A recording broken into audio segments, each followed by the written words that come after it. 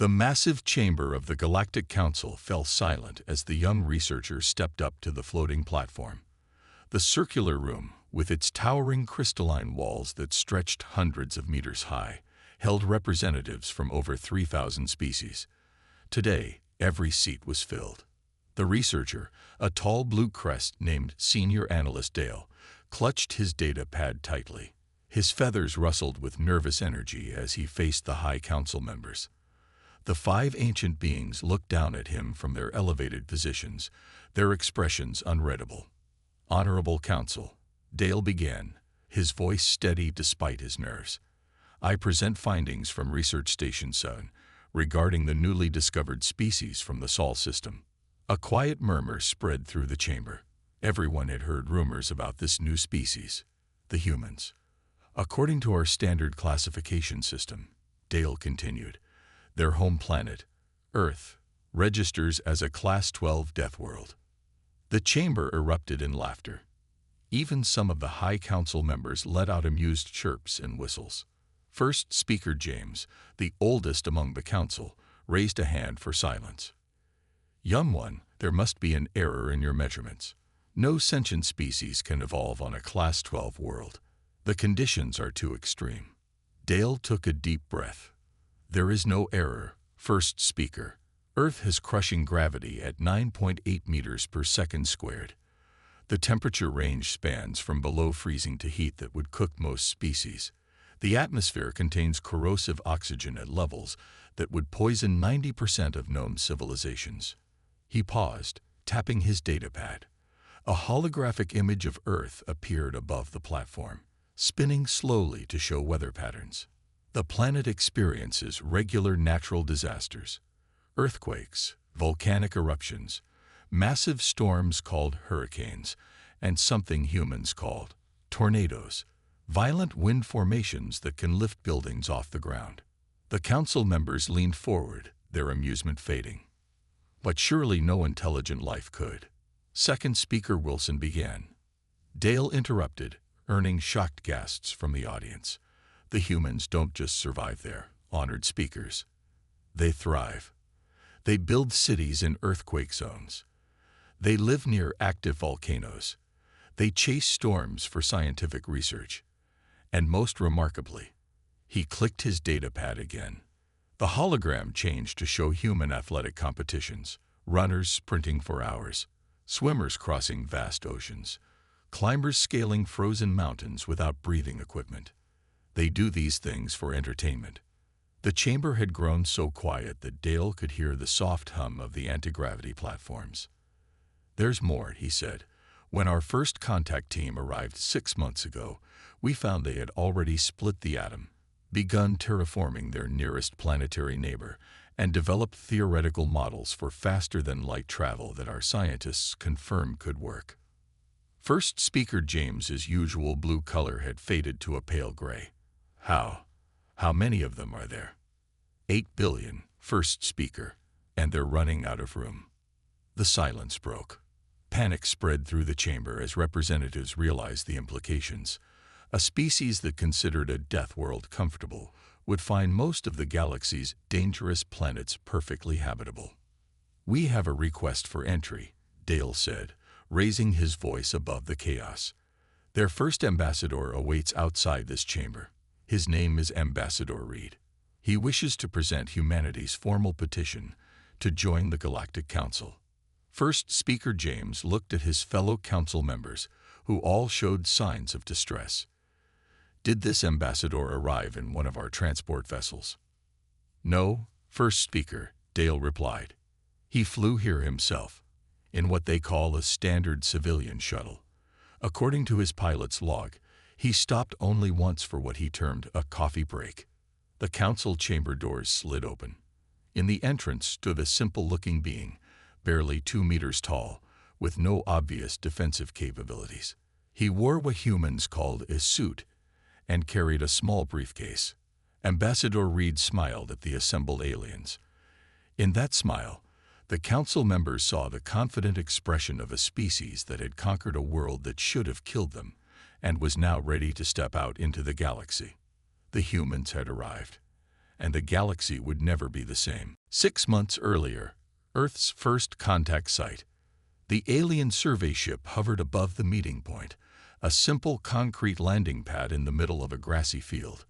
Captain Moore of the contact assessment team stared through his advanced sensors at the human delegation below. His team had expected panic, chaos, or at least some military response when they revealed themselves to Earth. Instead, they got a polite message asking them to land at these coordinates. Most unusual, Moore said to his science officer. No weapons pointed at us. No defensive shields. They're just waiting. The humans had set up what looked like a small welcome party. There was a table with drinks and food, some chairs, and a few parked vehicles. It seemed suspiciously casual. As the alien ship landed, Moore's team ran final checks on their protective suits. Earth's oxygen levels and gravity would be dangerous for their species. The outer door opened with a soft hiss, and Moore led his team down the ramp. A human stepped forward from the greeting party. "Welcome to Earth," he said, extending his hand. "I'm Military Advisor Thompson. We've been expecting you." Moore's translator took a moment to process the words. "You expected us." Thompson smiled. "Well, not you specifically, but we've been watching for signs of alien life for decades. We even sent out messages. Did you not get them?" "Messages?" Moore's protective suit felt suddenly too tight. "You mean the radio signals?" "Among other things." Thompson gestured to the table. "Would you like some refreshments? We've prepared some solutions that should be safe for your biology." Moore's science officer was frantically checking readings on her device. "Captain," she whispered, "they've adapted the landing pad's material composition to support our ship's specific weight distribution." "Impossible," Moore said. "We didn't send them our specifications." "No," Thompson said, his smile widening. "We figured it out from your deceleration pattern as you entered our atmosphere. Simple physics, really. Would you like to see our research facilities?" The next few hours shattered every assumption Moore's team had made about this primitive species. The humans casually showed them laboratories where they were already experimenting with artificial gravity. They displayed prototype designs for faster-than-light drives that, while not yet built, were theoretically sound. But it was the physical demonstration that truly shocked them.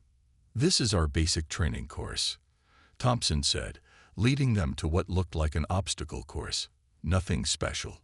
Every recruit goes through it." Moore watched in horror as human soldiers ran through what appeared to be a torture chamber. They climbed ropes against crushing gravity, crawled under electric wires, jumped over walls, and carried heavy loads through water and mud. "They do this voluntarily?" Moore's medical officer asked, checking his instruments. "Their hearts are beating at rates that would kill most species." Thompson shrugged. "This is just the morning warm-up. Would you like to see the advanced course?" "No," all the aliens said together. Later, in what the humans called a coffee break, involving drinking a stimulant that would be lethal to most galactic species, Thompson revealed the most disturbing news. "We're actually glad you arrived now," he said, sipping his coffee. "We were about to start our first major off-world colonization effort. Having contact with an advanced civilization will make things much easier." Colonization. Moore nearly dropped his datapad. "But your nearest planetary neighbor is a hostile wasteland." "Mars," Thompson laughed. "That's just a challenge. We've already got small research bases there. The terraforming process is ahead of schedule, though some of our people think we should leave it as is. Good training environment, they say." As Moore's team prepared to leave Earth that day, they knew they had to warn the Council. These humans weren't just surviving on a Deathworld. They were looking for more of them.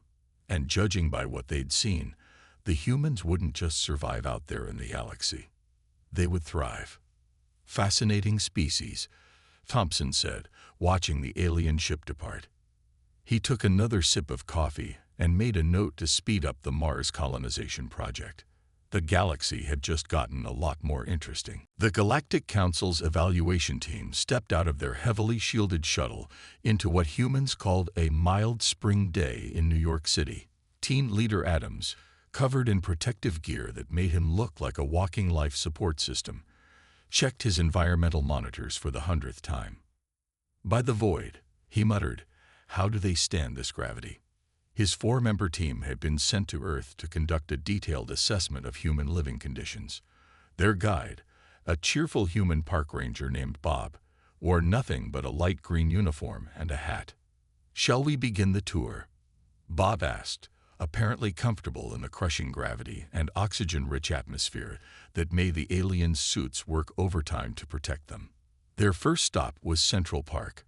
As they walked, a small furry creature with sharp teeth, a squirrel, Bob called it, scampered past. The entire alien team jumped back in terror. "Is that one of your predator species?" Adams asked, his voice shaking. Bob laughed. No. Those are just park residents. Completely harmless, though they might steal your snacks if you're not careful."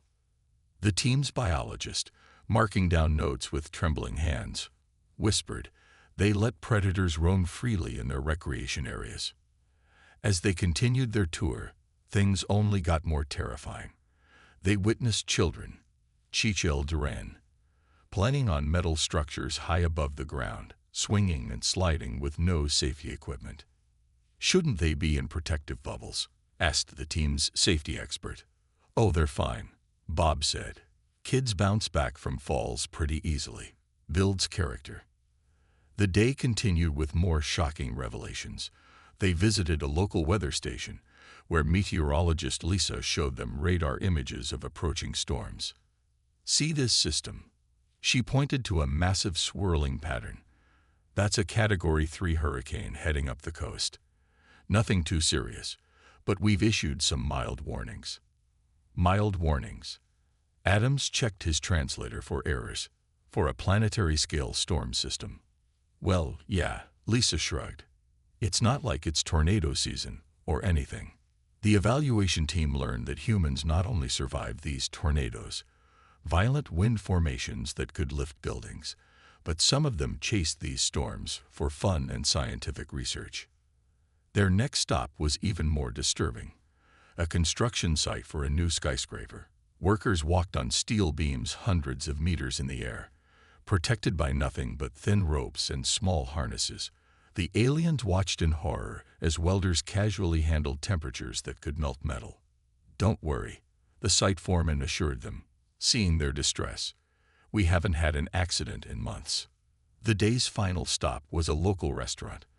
The team watched through their helmet visors as humans casually consumed substances that their scanners identified as chemical irritants.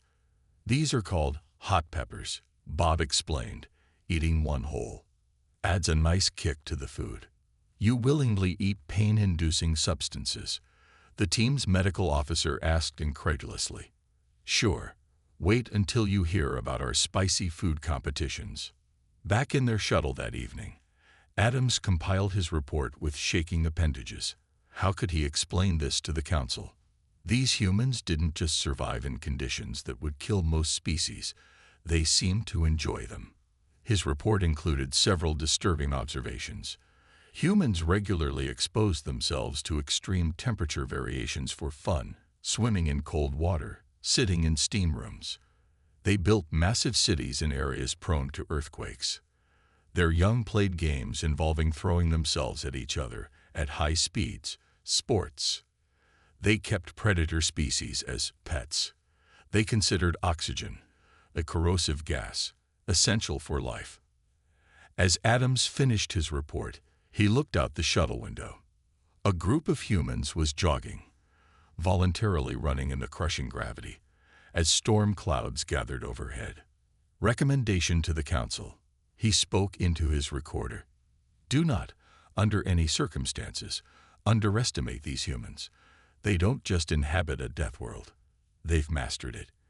And now they're looking to the stars."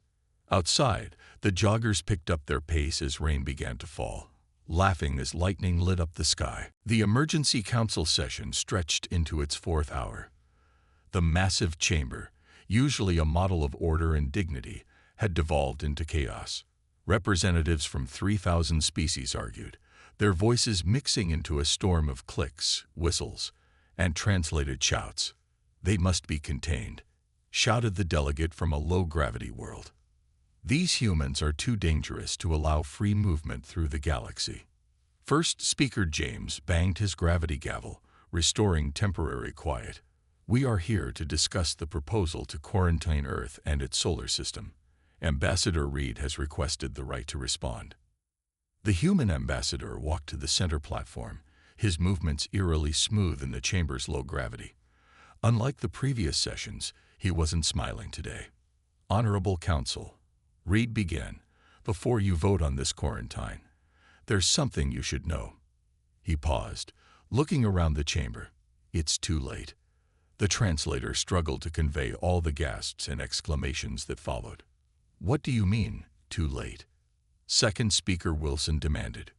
Reed pulled out what humans called a tablet computer, a device that worked perfectly despite the electromagnetic interference that plagued most alien technology. He pressed a button, and a hologram appeared above the platform. "This," he said, "is Mars, our closest planetary neighbor. What you're seeing is live footage." The council members stared at the red planet's surface. There, scattered across the landscape, were distinctive dome structures. But what shocked them most were the green patches visible even from orbit. "That's impossible," the council's chief scientist declared. "Mars is a dead world. Nothing can grow there." "Nothing could grow there," Reed corrected. "We've been terraforming Mars for the past decade. Those green patches are our first successful lichen colonies. In another 20 years, humans will be able to walk on the surface with minimal protection." The chamber erupted again. First Speaker James raised all four of his hands for silence. "You're telling us you've already started colonizing other worlds." "Started?" Reed smiled for the first time that day. "We have 3 permanent bases on Mars, a research station on Venus's upper atmosphere, mining operations on 2 asteroids, and a preliminary base being constructed on Europa." The Council's security chief, a usually stoic being, turned pale. "How did we miss this?" "You were looking for signs of your kind of space colonization," Reed explained. "Clean, safe, careful expansion to garden worlds. We went straight for the places you considered uninhabitable." He changed the hologram to show a series of blueprints. "These are our colony ship designs. The first fleet is already under construction. We estimate they'll be ready for launch within 6 months." "But where will you go?" asked a representative from the Galactic Core. "All habitable worlds within reasonable distance are already claimed." Reed's smile widened. "Oh, we're not interested in your habitable worlds. We've identified 50 planets you've classified as death worlds. Perfect places for human colonization." The security chief fainted. "You can't be serious," First Speaker James said. "Those worlds have gravity twice Earth's normal level, or toxic atmospheres, or extreme temperature variations." "Exactly," Reed nodded. "Perfect training environments for our people. Some are even easier than Earth in certain ways. Only twice Earth's gravity. Our colonists will barely notice."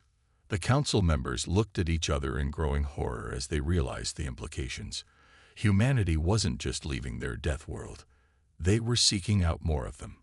"Ambassador Reed," First Speaker James said carefully, "what exactly does humanity want from the Galactic Council?" "Want? Nothing really. We're just being polite by informing you of our plans." Reed packed up his tablet. "Though we would appreciate it if you updated your navigational databases to include radiation warnings and solar storm predictions. Some of our civilian ship sensors aren't properly calibrated for deep space yet." As Reed walked out of the chamber, the council realized a terrible truth. They had never needed to vote on containing humanity. You couldn't contain a species that looked at the most hostile environments in the galaxy and saw opportunity. "One more thing," Reed said at the door. Those colony ships I mentioned. We finished them yesterday. The first fleet launches next week. We just wanted to give you a heads up. The council chamber had never been so quiet. The Galactic Council's observation deck was packed with representatives from every major spacefaring civilization. They had gathered to witness humanity's first official presentation of their new starship technology. The massive viewing windows looked out over a testing area deep in neutral space. "The human vessel is approaching," announced the deck's AI system. The ship that dropped out of faster-than-light travel wasn't the sleek, elegant design most species preferred. Instead, it looked like a massive floating fortress. Thick armor plates covered its hull, and multiple redundant systems were visible even from the outside. Captain Miller's voice came through the communication system. "This is the Earth ship Everest, ready to begin demonstration." First Speaker James leaned forward in his hover chair. "Captain Miller, your ship appears to be heavily armored." "Standard human construction," Miller replied cheerfully. "Though we did add extra reinforcement for deep space conditions." The council's chief engineer raised all three of his eyebrows. "Extra reinforcement? Your hull is thick enough to survive a direct asteroid impact." "Exactly," Miller said. "That's today's first demonstration." Before anyone could protest, the Everest accelerated toward a small asteroid that had been placed in the testing area. Instead of avoiding it, the ship smashed straight through the space rock, emerging from the other side with barely a scratch. The observation deck erupted in shocked exclamations. "Why would you?" the chief engineer started. "Sometimes it's faster to go through obstacles than around them," Miller explained. Now for our second demonstration. The Everest flew directly into a nearby star's corona, an area of intense heat and radiation that would melt most ships instantly. The council members watched in horror as the ship's sensors continued to transmit. "Current external temperature is about 2 million degrees Celsius, Miller reported casually. "Our air conditioning is handling it fine. Anyone want some coffee? Our break room is still at a comfortable 22 degrees. "Impossible," shouted several scientists at once. The Everest emerged from the corona glowing slightly red but otherwise undamaged. "We found this is a great way to recharge our backup solar batteries," Miller added. For the next hour, the human ship demonstrated maneuvers that violated most of the Council's safety protocols. They flew through radiation clouds, skimmed gas giant atmospheres, and at one point, used a black hole's gravity for what Miller called a fun little slingshot effect. And now, Miller announced, the main event. The Everest's engines began to glow with a strange light. The Council's sensors screamed warnings as space itself seemed to bend. "What are they doing?" First Speaker James demanded. "Implementing our new faster-than-light drive," Miller replied. "We call it the origami drive, because it folds space like paper." The ship vanished in a flash of light. 3 seconds later, it reappeared on the other side of the solar system. 7 light-years in 3 seconds, Miller reported.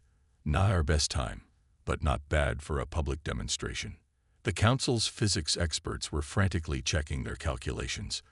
"This violates at least 6 laws of physics," one shouted. "Oh, those laws," Miller chuckled. "We found they're more like guidelines, really. Engineering team lead Parker says physics is more flexible than most people think. You just have to ask nicely." As the demonstration concluded, First Speaker James turned to his fellow council members. "I think we need to revise our understanding of what's possible in spacecraft design." "One more thing," Miller added. "This is just our basic civilian model. Would you like to see what our military ships can do?" "No," the entire council shouted in unison. As the Everest prepared to return to Earth, Miller sent one final message. "By the way, we're starting mass production next week.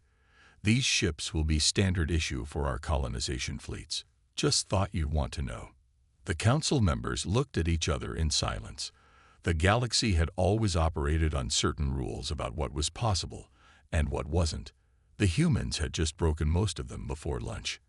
And somewhere in the distance, humanity's colony ships were being built, each one ready to carry these impossible vessels to the stars. The launch day arrived with little warning. The Council's observation stations detected the first ships rising from Earth's surface just as the planet's sun began to rise over North America.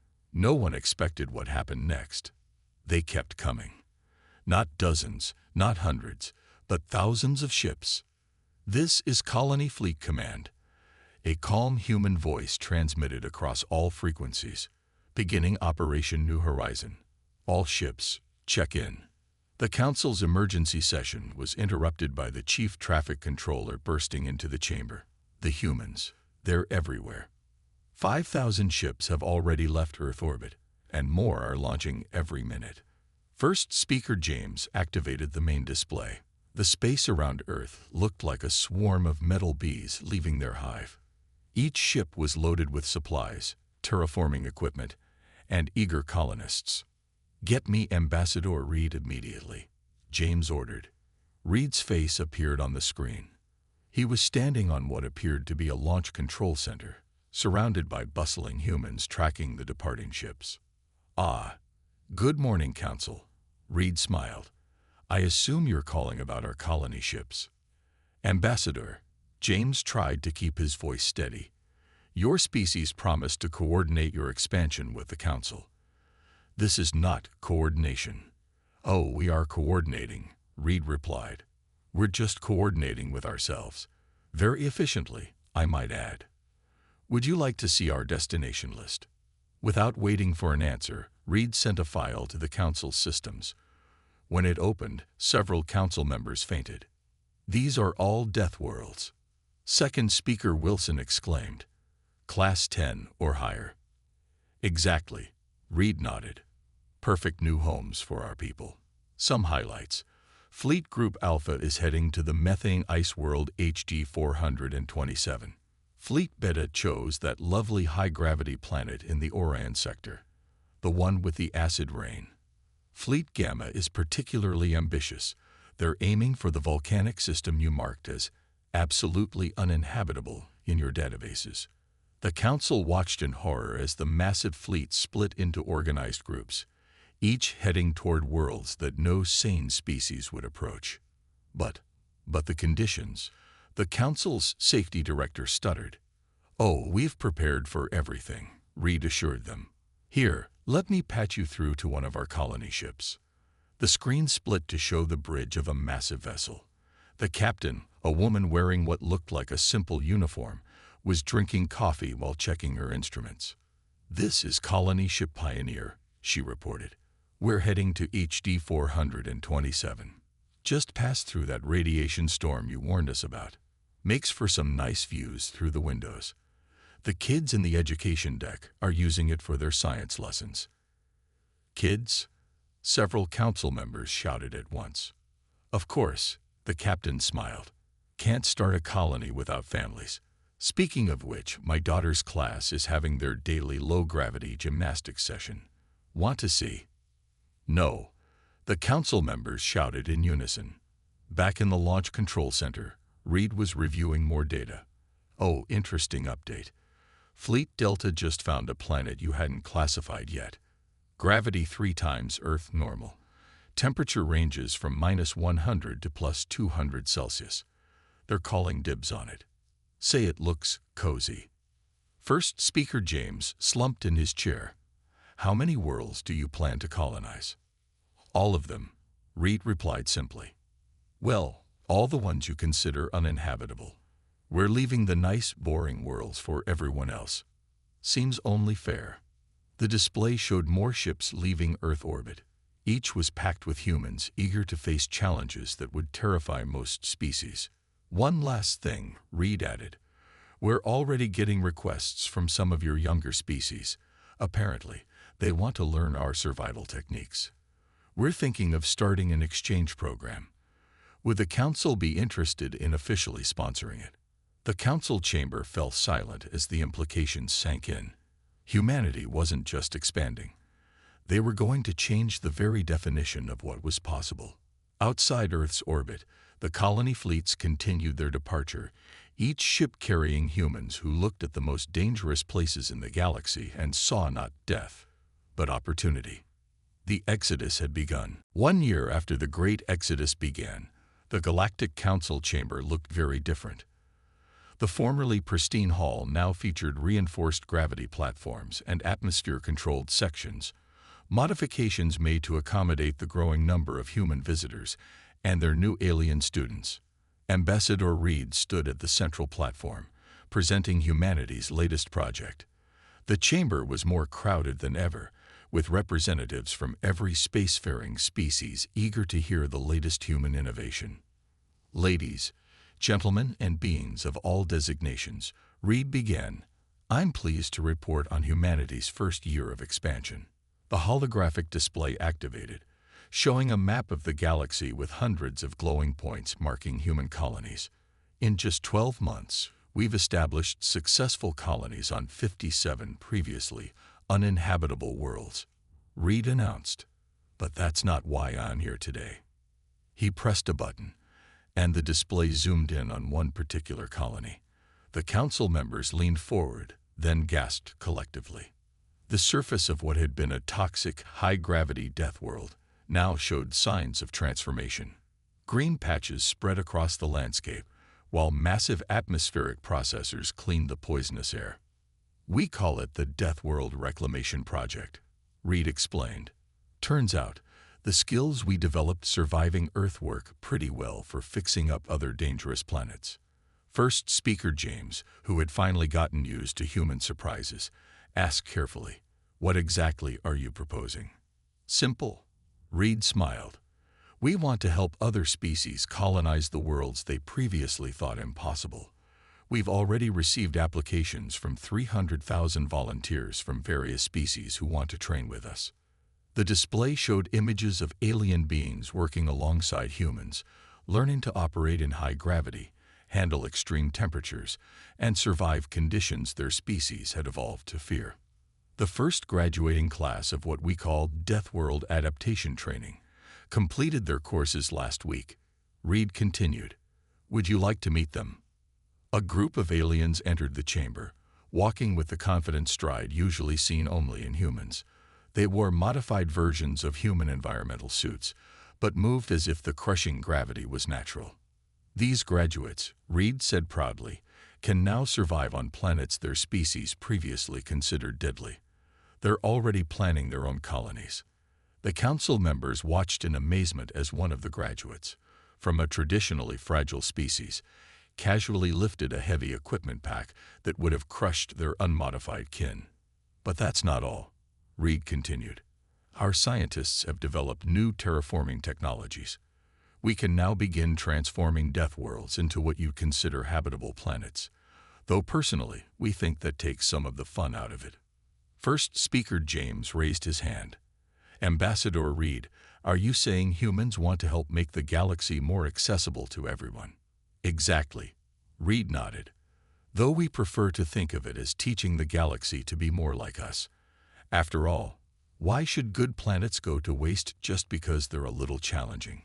The display showed more images, mixed species crews on exploration vessels, alien children playing in high-gravity environments while wearing safety gear, and scientists from a dozen worlds working together to unlock more of humanity's survival secrets. "The galaxy thought we were crazy for living on Earth," Reed concluded. "Now they're lining up to learn our ways. Funny how things work out, isn't it?" As if to emphasize his point, an alert sounded showing another human colony ship successfully landing on a world with regular meteor showers. The colonists had already started building underground cities, treating the constant impacts as nothing more than an interesting backdrop to their daily lives. First speaker James looked around the chamber at his fellow council members. Some were still shocked, others excited, but all understood. The galaxy had changed forever. The humans hadn't just survived their death world. They'd turned their greatest challenge into their greatest strength. "I suppose," James said finally, "we should update our planetary classification system. The term death world seems outdated." "Oh, we have a suggestion for that too," Reed smiled. "We prefer to call them opportunity worlds. Outside the council chamber, another fleet of ships lifted off from Earth, carrying both humans and their alien students toward worlds that had once been forbidden. The age of limitations was over. The age of human innovation had begun.